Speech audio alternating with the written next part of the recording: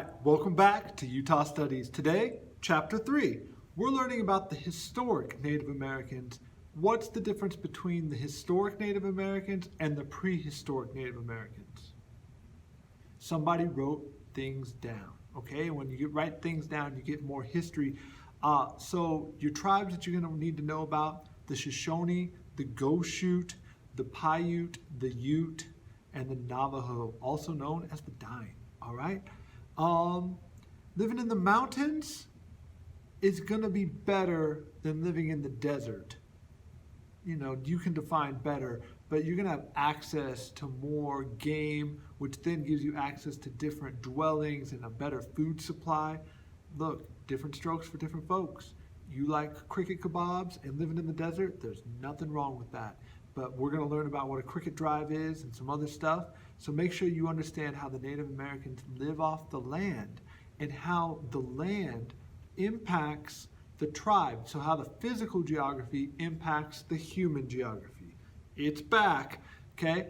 If you live in the mountains, you've got different skills than if you live in the desert. And if you live in the desert, you have different skills and so on and so forth. Does that make sense? Awesome.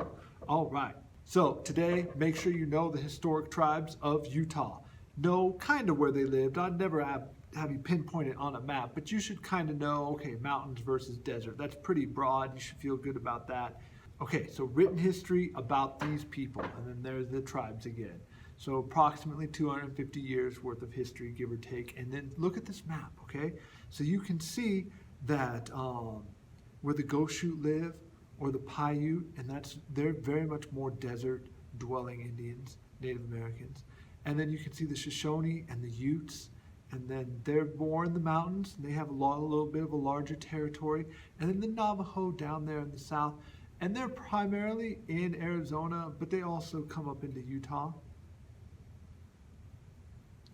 So they're gonna have horses, or be the first to get horses, the Shoshone and the Utes, that is. And, you know, there were no horses for a long time until it comes over from the old world. What's that called? When that big exchange between old world, new world. Columbian exchange, that's right, okay? So, and if you live in the desert, you're not gonna have the horses as much, so here we go. Oh, and here's some examples, some pictures. You can see the teepee versus the wickiup, okay? And again, that's because of what materials you have, that you have the knowledge to make these houses. Okay, so the Utes are hunting and gathering. They grow some stuff, but they're primarily living off of buffalo and deer and whatever other big game in the mountains they can get. The Paiutes and Goshutes are gonna grow the corn, the bean, and the squash. That has a fun name. What was that called? The Three Sisters, right? And that's gonna grow good in your garden next year if you like to do that. They used over 100 desert plants. This is something I wish I was better at. I mean, these plants have uses that are beyond our ability, and I'd like to take a second here to talk about what it means to be smart, okay? These people are incredibly smart, but just in a different way. They didn't write stuff down or they didn't do things our way, but could you use 100 different plants for medicinal or what other reasons or purposes? Probably not. And they know how to use everything around them. So it's just a different type of intelligence. I just want you to understand what it means to be smart.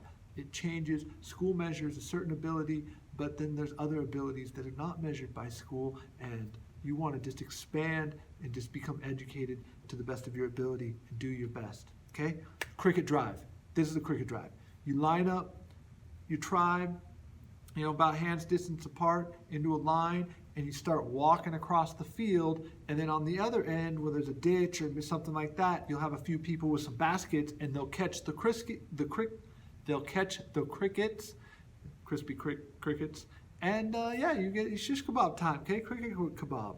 I don't know if they actually made kebabs.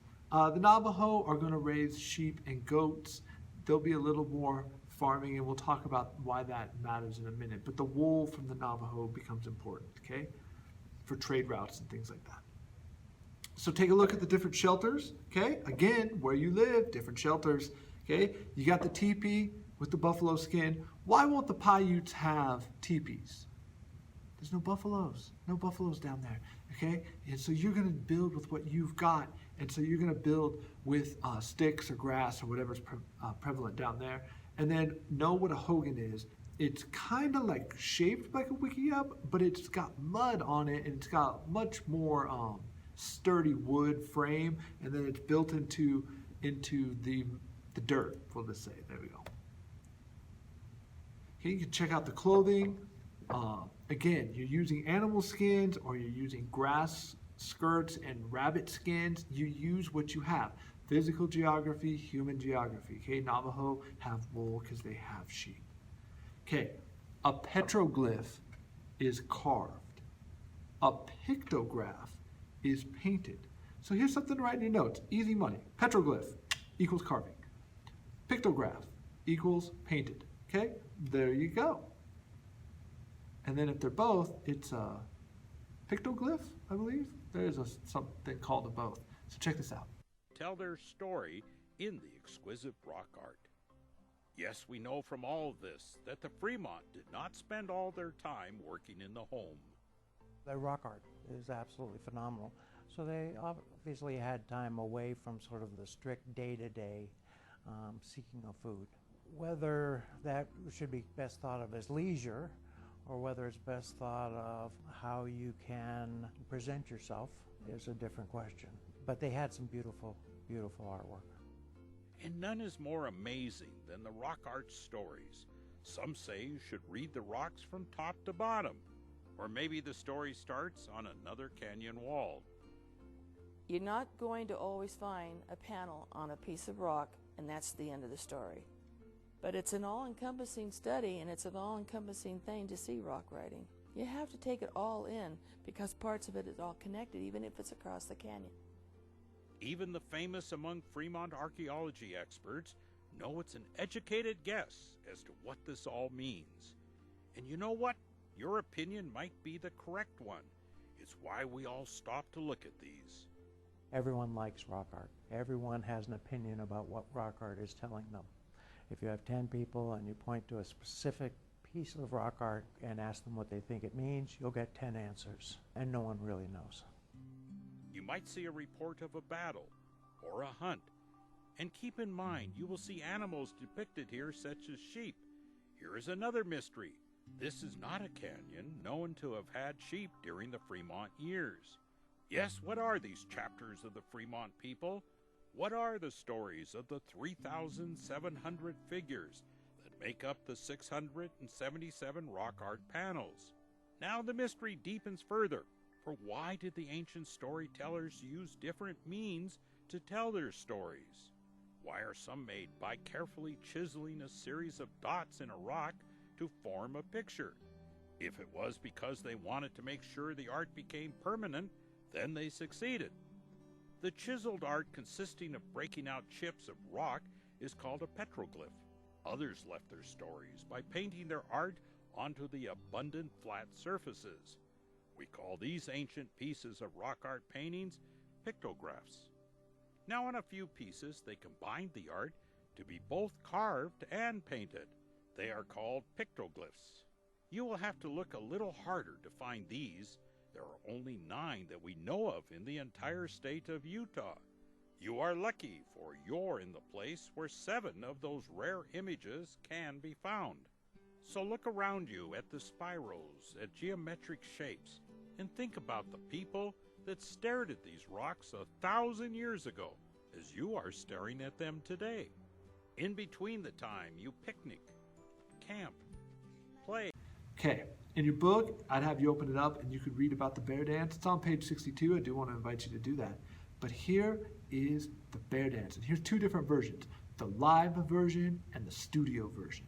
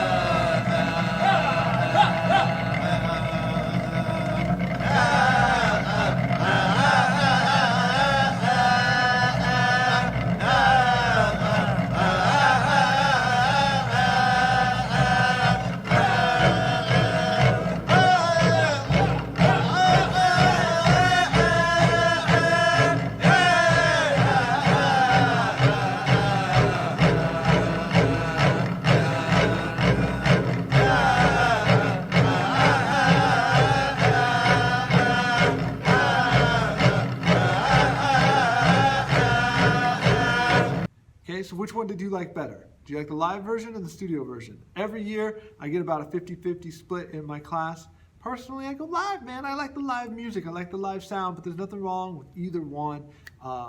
Review the Native Americans. Okay, who are the very first people? If I say very first people in America, you just say instantaneous Paleo Indians. That's right. Always say Paleo Indians. And then you have the archaic Indians, and then you have the historic Indians. And that's what we were talking about today. Can you name some historic tribes? We just talked about them.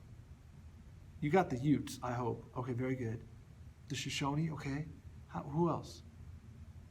Paiutes, Goshutes, okay, good stuff. Don't forget the Navajo, also known as the Nine.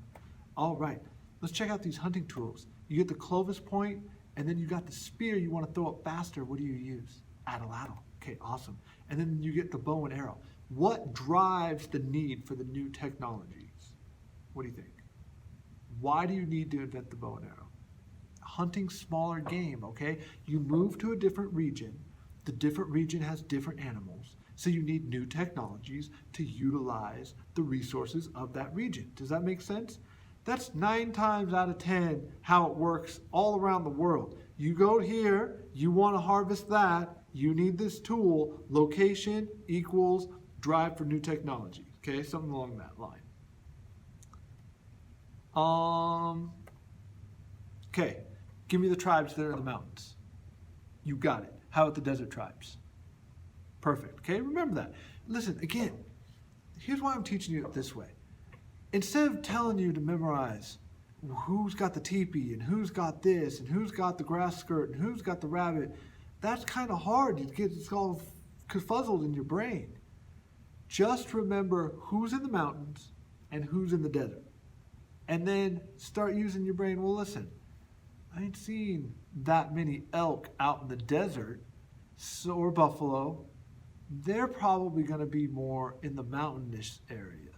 So therefore, you know what I mean? You got to figure it out. If you know who's in the mountains and who's in the desert, you should be able to figure out what they wear, what they live, what they eat. Did I say what they live? I mean, what type of housing they have, what type of they live in. You know what I mean. All right. How about the Navajo? They have a special wiki-up looking structure. What's that called? That's right, Hogan. All right, fantastic. Okay, so that's it for our lesson today. We're going to have a test about this stuff coming up very soon. Study your notes, chapters 1, 2, and 3. Make sure you play Jeopardy next weekend. I'll put it online. And have a great day.